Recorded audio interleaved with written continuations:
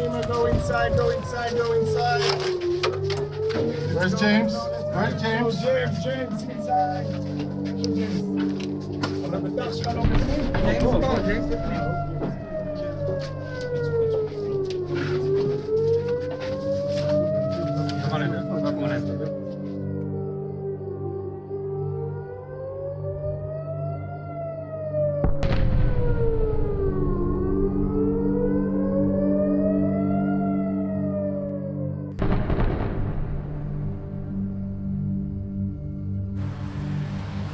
I'm happy to be here just to listen, to learn, hear stories of survivors, stories of people who were here on October 7th.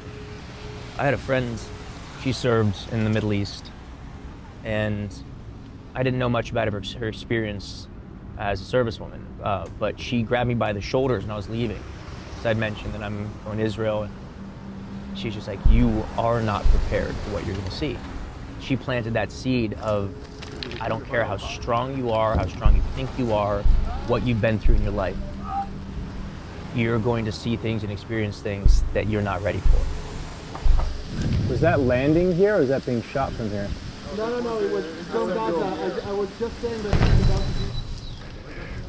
That was loud. Yeah.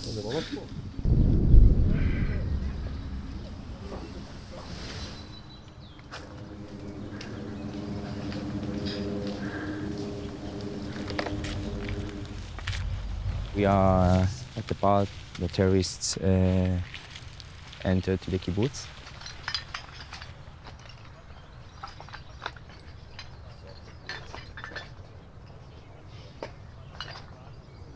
Nothing left. Jesus.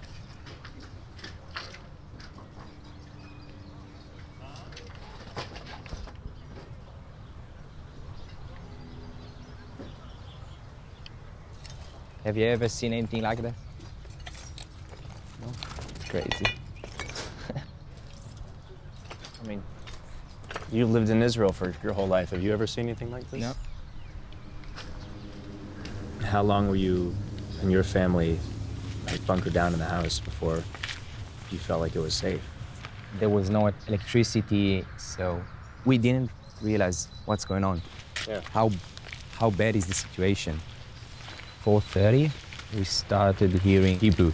We were guessing it's the army that are coming to save us. The electricity got back, so we could charge our phones. And just my friend told me, go out in 1 minute. I sent some soldiers to rescue. It was like only luck, that's what saved us. Because as you can see here, they didn't spare the family that lives here. Nobody deserved this kind of death. Nobody. We never thought about 200 terrorists just here in Be'eri, in this kibbutz. At the moment, 90 dead people from our community, only from this kibbutz, and another between 25, 30 people who are still missing. One of the houses, and there was blood everywhere, literally everywhere, and even the family dog. Yeah, I don't have words. How can you? And this is just one out of 90 people stories. I mean, it seems like some of the border cities in kibbutzim are some of the most peaceful people. Yeah, exactly. We all want to live in peace. We don't want war and death. And you know, you look at this community and it's color, it's music, it's art, it's family. Piano sitting right there, it's burnt to a crisp. It's hard to comprehend that another human being can do this and then feel good about it. And then take videos and post it online about how many Jews they killed, call their father and be proud about that. يا ابو 10 بيدي قتلت 10 بيدي يابا قتلت 10 شوف كيف قتلت بيدي يابا ابنك قتل يهود خلص ارجعوا خلص ارجعوا ايش ارجعوا مش رجعوا اما النصر اما الشهاده ابن والدتني عشان هذا الدين على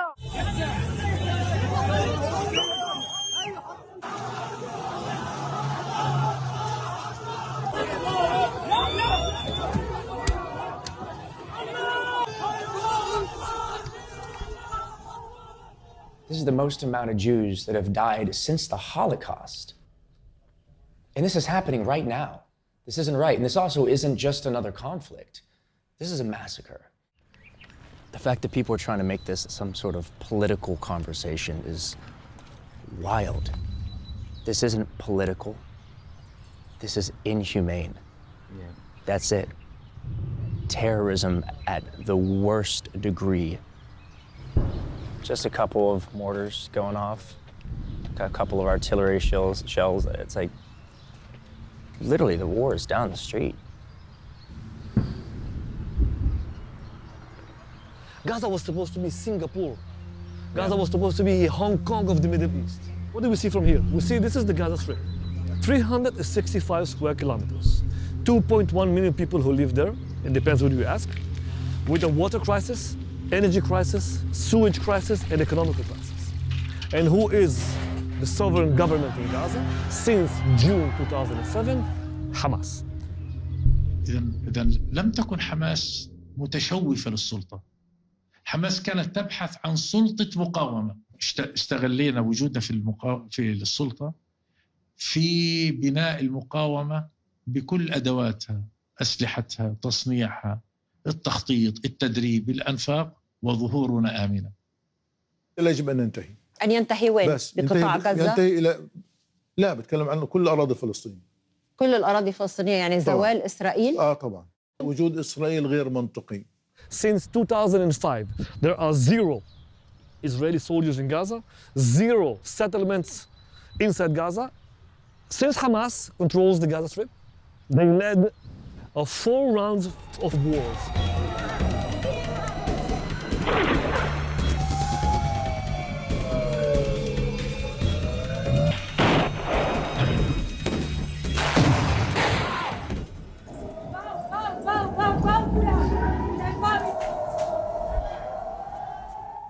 Each one of those operations, we negotiated, not with them directly, but through others. And then we reached to a ceasefire. And are we doing the same mistake right now?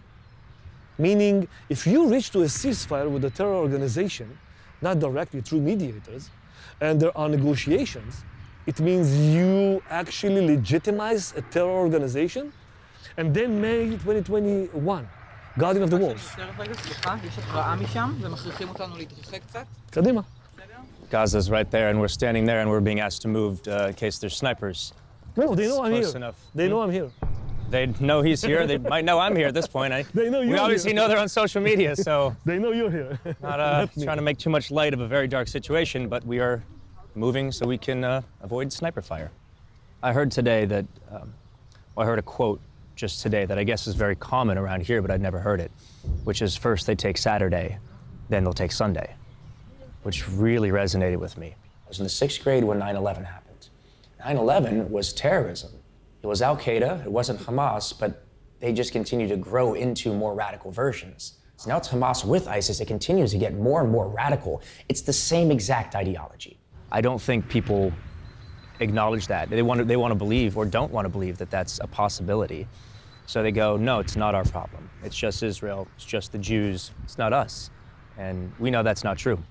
If you want to look at numbers, you've got less than 10 million people in a teeny tiny piece of land in the Middle East, surrounded by billions of people with opposing views. Caitlin, my girlfriend, was asking me, why aren't there more people in Gaza speaking out?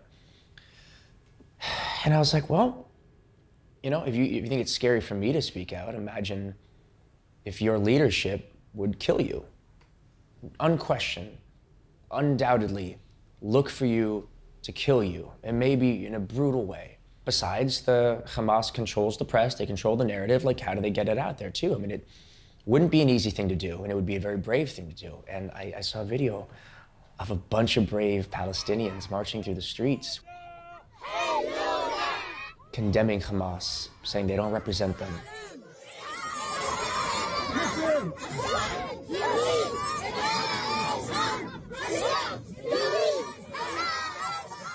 احنا الشعب الضحيه، احنا اللي ماكلينها، هم قاعدين نايمين ومش دارين عنا. اللي دمروا البلد قول له يا ابو العبد ابو حمزه الغوابي من الشاطئ بقول لك انت اكبر عميل، انت مشعل عميل. حسبي الله وانت النعم الوكيل. I hope we see more of that. I'm so proud of these men and these people that are doing that, and I'm also really scared for them. They may not still be alive right now. There's such an anger towards me for standing with Israel at all, for standing with Judaism at all. And it's hard for me to understand how they can look at Hamas and look at murder and terror as their heroes. We are actually a reflection of the West in the Middle East. We are the only Western country in the Middle East. We know that if it doesn't stop here, it's going to continue to spread. Go inside, go inside, go inside. We had sirens multiple times, had to run into bunkers. There's a war going on. It's a scary thing to see.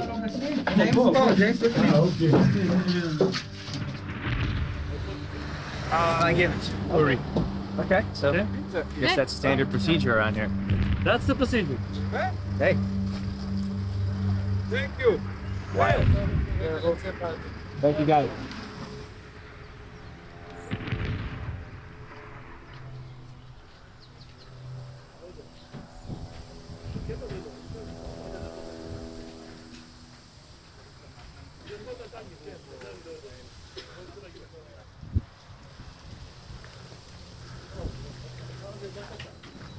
I want you to look at the writing on the wall there.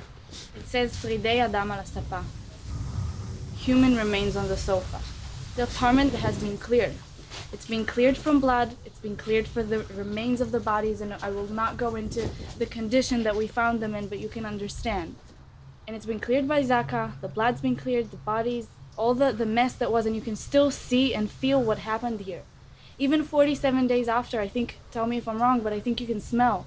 There's a smell in there. You can't argue with what happened.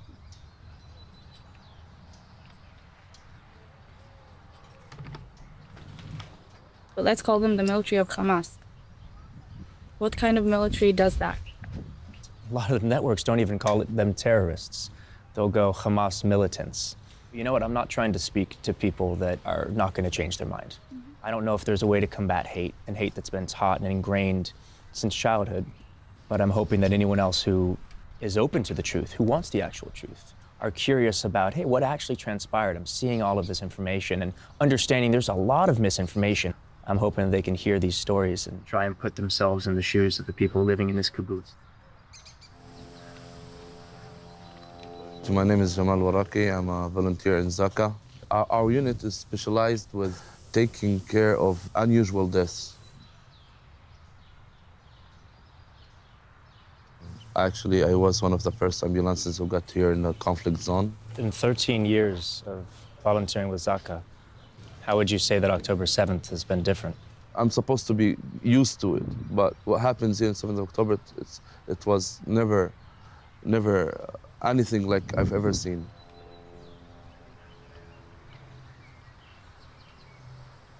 When we first got here, you could have seen every inch there was a bodies thrown out, killed, slaughtered, murdered, and even burned. I truly can't imagine, I never imagined that such a thing could be in Israel. I'm not sure that a lot of people know that there's a huge population in Israel that's Muslim. Our religion, Islam, in Arabic comes from salam, from peace. That's our religion. It's supposed to be peaceful. We're supposed to help people. And what happened here has nothing to do with our religion, has nothing to do with Islam. It's only been moved by hatred. I have empathy for some people that have been raised underneath Hamas, that are young, that have never known anything else. They're being taught this in schools. They're being taught to hate.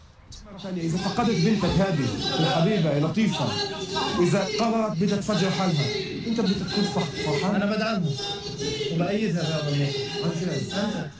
Clearly, it has to be an entire systemic change where people go back to love, go back to family, change the priorities. Golda Meir said once that when people start loving their children more than they hate Israel, we're gonna live in peace. Thank you very much for doing your part. It truly has to be one of the most awful jobs imaginable. It is. You have to work as a robot here. And when it hits you only when you go back home. He clearly has dedicated his life to helping other people. It takes a special kind of person to do that. But it seemed like there was just not a lot left behind his eyes. He's a strong man. And I hope if I see him again, he has a little bit more of that light left. Right after October 7th, I reached out to some of my friends in Israel to check up on him, of course. And that was my first taste of what was really going on, including Franny. I met Franny a couple years ago when I was in Israel, and she was my tour guide. Her husband, Ivitar, he was my security, actually, when we were there together. October 7th, she was responding to me on WhatsApp in her bunker with bombs going off above her, with just her kids and a pistol. So, yeah, it's crazy. I'm like overwhelmed. And her husband, Ivitar, got called away immediately because Ivitar is in the reserves. He doesn't have the most up-to-date gear. So she maxed out her credit card, and she's like, I was not going to send him into war without the proper, bulletproof vest and a helmet that doesn't weigh down his head. Like, just things that are extremely important when your life is on the line. And so I said, what did it cost? And I just sent that to her because that was a more immediate and direct way where I could help. Thank you. We're in our bomb shelter right now. Thank you. Little did I know that I was going to be seeing her a few weeks later. I think every city here is amazing. Right across the street from that city is the actual ancient Beit Shemesh written in the Bible. Wow. She tells you about the Torah. She tells you stories and history, and she walks you to the places where these things happen. You can really envision it. This is a city, an ancient city. So this is a piece of pottery, right? You can see the outside, how thick it is. This is very, very old. Someone might have had a breakfast on that. Wow. Historically, the people who are living in the mountainous area because of protection are native. Yeah. The Jewish people have always been in Jerusalem. They've always been in the Judean hills, Hebron, Beit Lechem, Bethlehem. And up until 1967, Israel is kind of seen as the underdog, as this small group of people who cannot really protect themselves against all the huge armies around them. But Israel, and this is something that obviously you're getting to, is important today, that Israel has been seen as too strong. Yeah. Which is such a wild thing to think about, like, Yeah. oh, you've stayed alive this long, well, shame on you. Because if we didn't have the Iron Dome, we would have casualties right and left everywhere. We're pretty much thrown into this, what could even turn into a world war. Maybe it already kind of subtly is. Yeah, I think that a lot of people think they're disciplined, but they've never learned this other side, so that's actually quite imbalanced.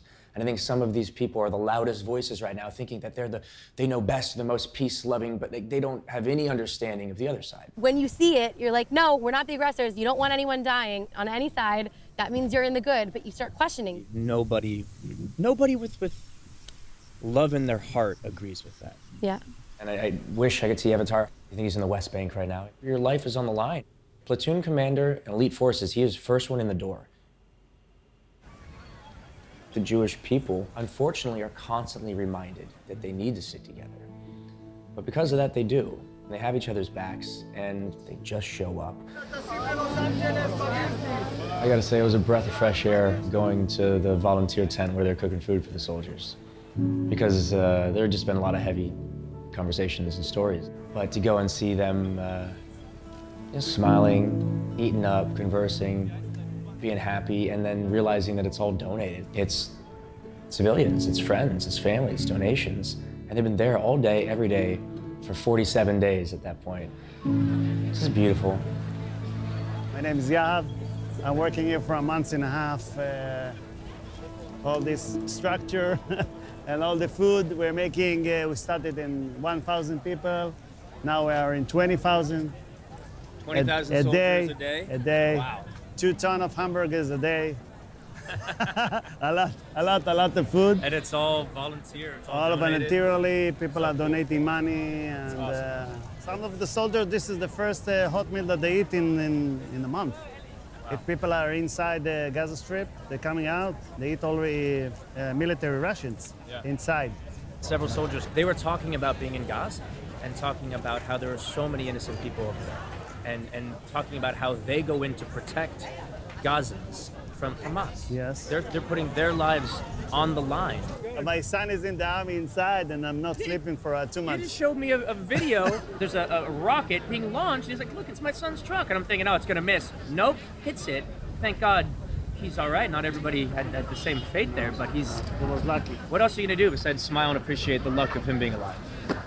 This is it.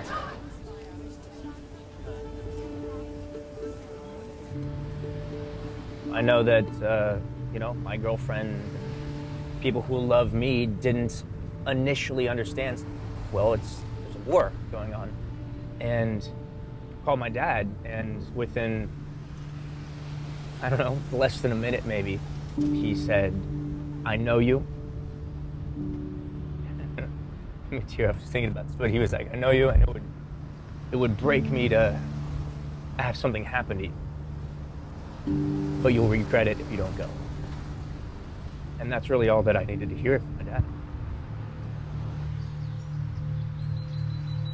Going and meeting Jonathan, I was able to hear and in many ways see his experience.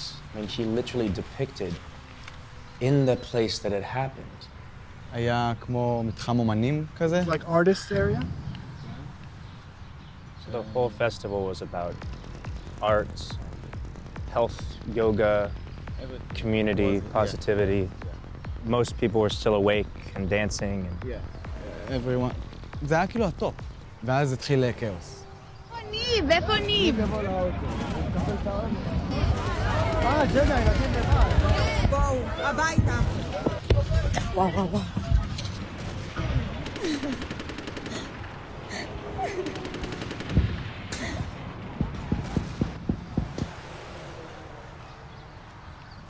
מטורף.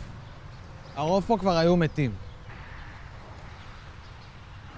הכל פה היה מכוניות, הכל פה היה פקק ואנשים התחילו כבר לצאת מהמכוניות. לא יודע, מה יש? וואי, וואי, וואי. הנה, זה פה. שימו לב. אני רואים על כל מי שרץ בשטח הפתוח.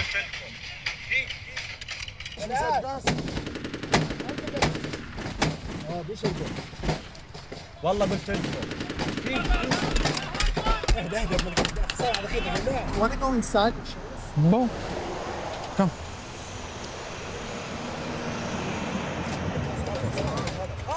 מה עושים? שמעת? שם פרקתי מהאוטו, ואז התפצלנו, ואז באמצע השטח שם שכבתי בכזה, וראיתי את המחבלים כאילו בדרך אליי, וחשבתי וכאילו השלמתי עם המוות. כל העצים האלה היה אנשים שטיפסו על העצים, כאילו, חיבקו את העץ 4 שעות, 5 שעות.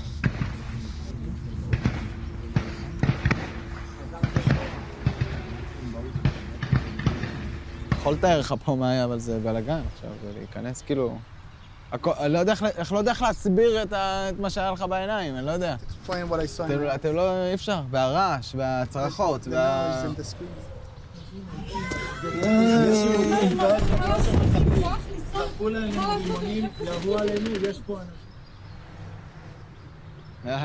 יודע מאיפה להמשיך, אני כאילו... אני לא יודע. יש פה אחלה של מדבר. אפשר לחרבן פה. תראו כמה פטריות. פטריה. עופר, תתקשר לאילן, תגיד לה שהגענו פה לאיזה יישוב והשגנו מים סוף סוף. זהו, יש פה כמו חמ"ל כזה, ומתחילים לחפש שמות ואנשים והרוגים ולא הרוגים ומשהו כזה, ונראה לי שסבבה פה. What happened to your friends? הרבה הגיעו איתי לפטיש, הרבה מתו במיגוניות. יש חלק של חטופים. כתבתי שיר על הבריחה פה, שנקרא כדורים שורקים.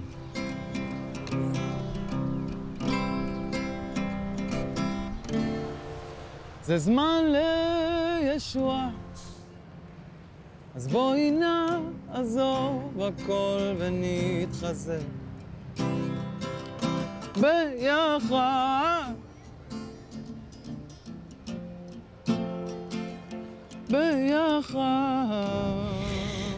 Before I get started, Yeah, thank you. Eviatar, and I used to watch Big Time Rush.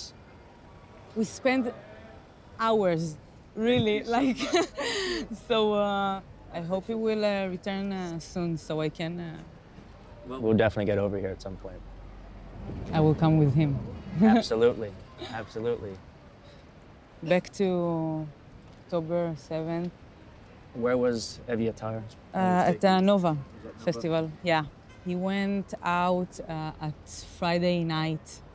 He was really excited about this festival, and we woke up at 6:30 in the morning to the sirens. So my mom texted him to see if he's okay, and he answered that people are shooting all over. I was still very calm. I told my mom, like, don't worry, he's coming back, because who can imagine? Then we understood that something is really wrong, because we lost contact with him at 7:42 a.m. So I posted a picture of him on Instagram with my phone number. And then, a few hours later, an unknown number texting me, hello, I'm sending you a screenshot from a video. In the second video, you can see Eviatar with his hand tied behind his back with no shirt, and the terrorist is like putting his arm around his neck. Then, like 3 weeks later, we found another video in a truck. People are hitting him, and that's basically what we know. I'm so sorry. No one prepares you to this thing. I'm trying to stay calm for him. How does it make you feel that some people are denying that any of this happened? I'm trying to not, focus on it, because it's driving me crazy. Because it happened. This is my brother. Stumbling through my words just because I can't imagine it. It's evil. It's evil against humanity. Nothing else. That's it. This is not a political conversation. This is not Palestinians versus Israelis, which is what drives me crazy when I see on social media. I'm like, that is not why I'm speaking up. I don't think you have any interest in having a conversation about that versus terror and evil. It cannot exist. It's not about it. Yeah. You just know he's coming back. Know you guys are gonna come to a big time Rush concert at some point. Yeah, I know we will be best friends. I like it. They're coming back. The only question is when.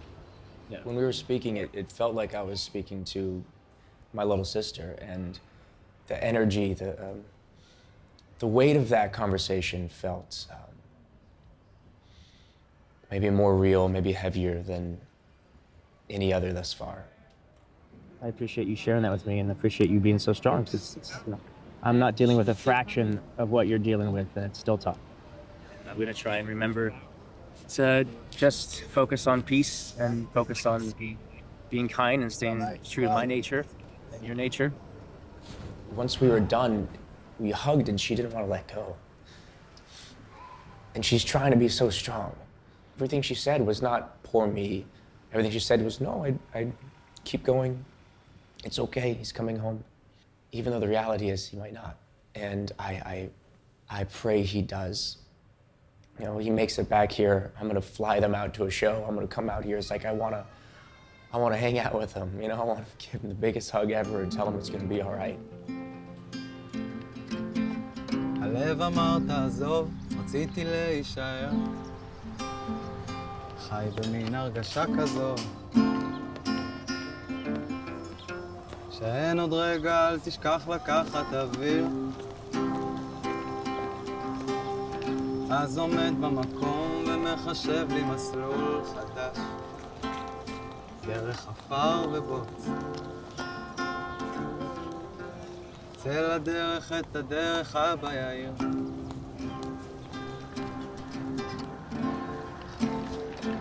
כדורים שורקים, ילדים נופלים לאדמה.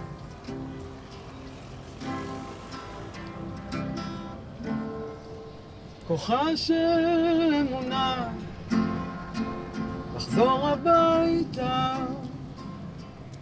First time I went to the Western Wall, I didn't know what to think. And, you know, I think I was having so much fun on that trip. It was more just an adventure for me. And kind of realized recently that Judaism was always a really big part of my identity. Because in our home, we weren't extremely religious. However, my dad raised my brother and I to be respectful. My dad is a big reason that I am the way that I am. What exactly are we walking into right now? Right now we're walking into a Thanksgiving dinner for lone soldiers of the IDF, as well as lone Benot and B'nai Shirut. People here who are doing their national service, working in hospitals, schools, war guides. We got a little surprise for you. He is an incredible singer, actor, entertainer from the United States. He left everything behind to come to Israel in our time of need and to communicate with the world what's really going on and to spread truth. James Maslow,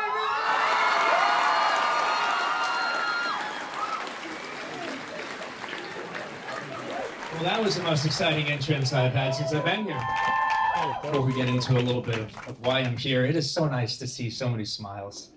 It is so nice to see so many amazing, happy people in a community supporting each other. So you guys are warming my heart right now. I certainly don't want to bring the mood down at all, so I'll keep this brief.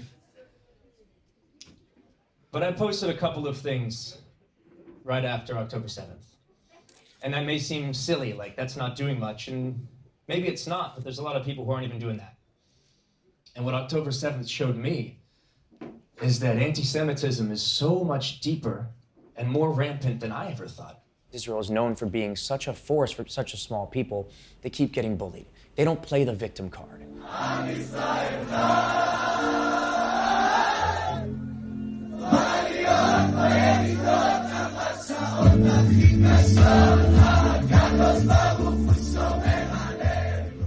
They can't just fight this war on the ground anymore.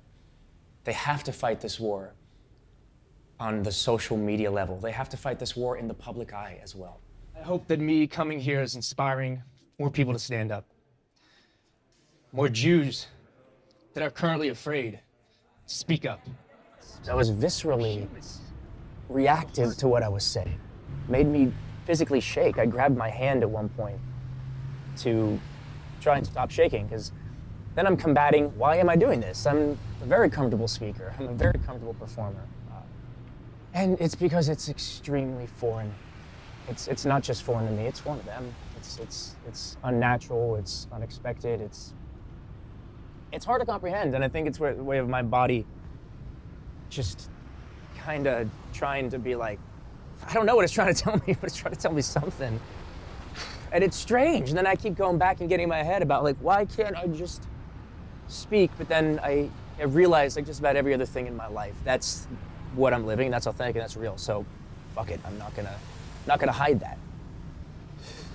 Gotta shake it off and go to the next one.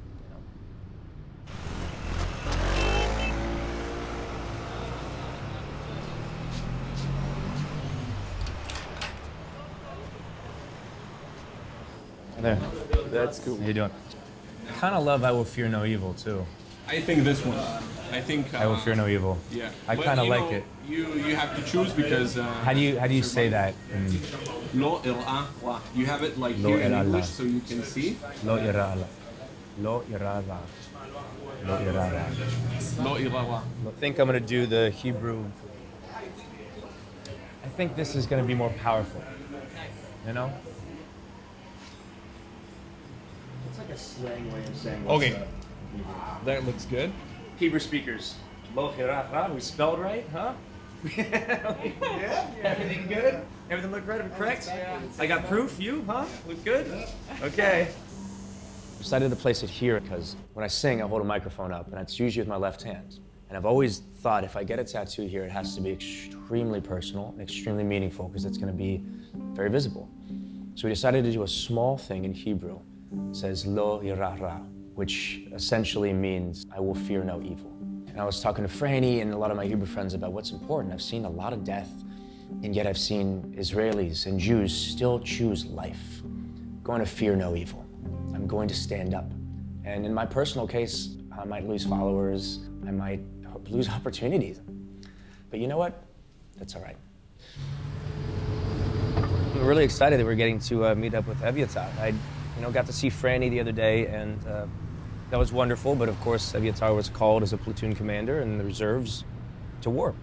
So I never thought I'd say I'm excited to be in the West Bank, but kind of psyched right now. It's kind of really pretty outside, too. When I come from the house in Shabbat, in the 7 October, and I leave all my family and take these clothes and come to here, it's not to fight. I don't want to fight. I don't want to, the war. You fight to protect. To protect and for the peace. Oh, wow. Thank you about your... you give me my life when you give me the equipment. Yeah, man. It's my pleasure. I'm happy to help a little bit. We'll come back after the war and come over for dinner. At least dinner. At least. Yeah. I really love it over here. I've felt a connection to Israel this trip that I'd never imagined I would have. You come here, and to meet your friend. Yes. And come to the land of Israel in the middle of the war, and come to the West Bank and to the area, bring my team and the IDF the power to continue to believe in what we do. Well, even though there's a lot of hate, there's also a lot of love out there. Yeah. And there are a lot of people that see what's going on, that love you guys, love Israel, love humans. So, you're not alone, man. You're not. Thank you.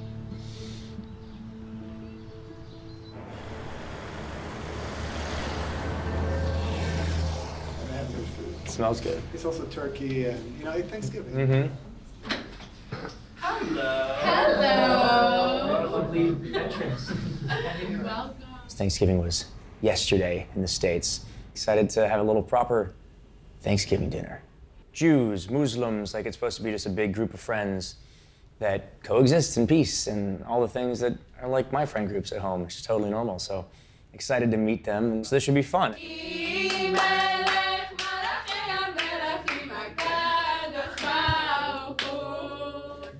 Oh, Shabbat Shalom. This is beautiful. Thank you for having us. Okay, we're sharing what we're grateful for. As an Israeli who's not Jewish, I sometimes struggle with the over-Jewishness of Israel. But I think that after October 7th, one of my friends who I don't usually agree with said this to me.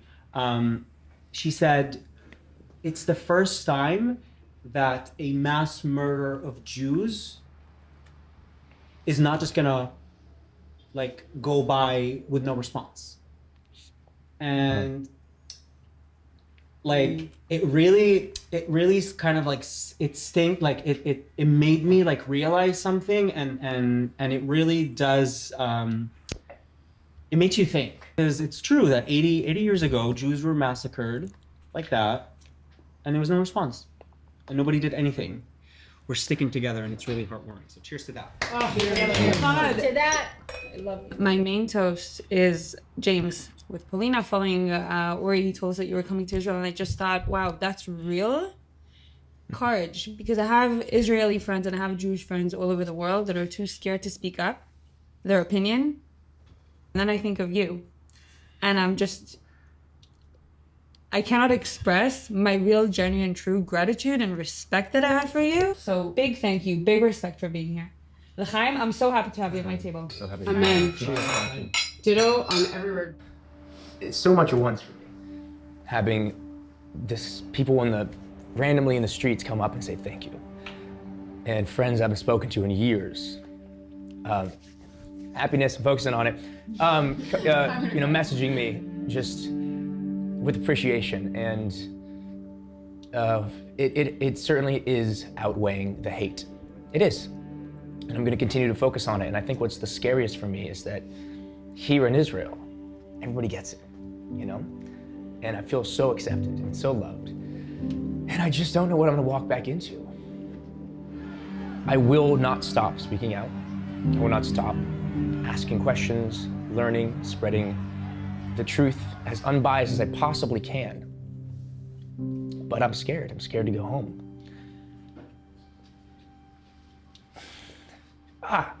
But it makes me really, really grateful for this place. You know, I never knew how much I like being here, so I'll be back soon. Always. Time. Shabbat Shalom, and also happy Thanksgiving. It's okay. Thanksgiving. I love it. Oh, really? Oh. I know what it feels like to be bullied, to be outcast, to be purposely attacked.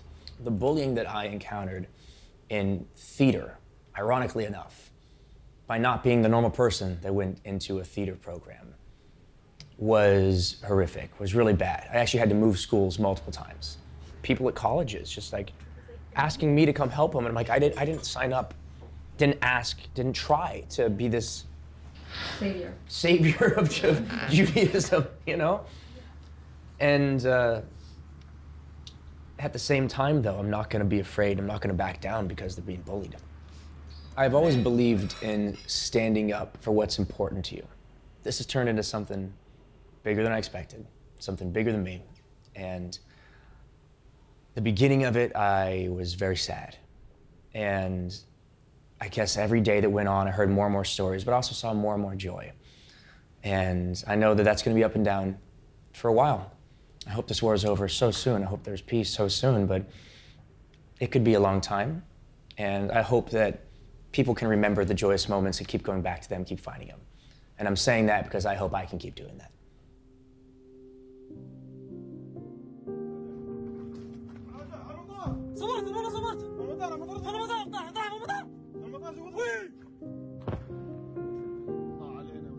يا ولاد يا ولاد يا ولاد يا ابوي على المكلتين على المكلتين. האיראנים, אומר לנו אותו גורם סעודי, הנדסו את המלחמה בעזה כדי להחריב את ההתקדמות ביחסים בינינו לבין ישראל. ההתנהגות של איראן לא אחראית. כולנו יודעים שאיראן היא מדינה שנותנת חסות לטרור. עם הזמן הייתה צריכה להיבלם. ולסיום, מיכל, עוד פרט מעניין. דיפלומט ערבי אומר בשיחה איתנו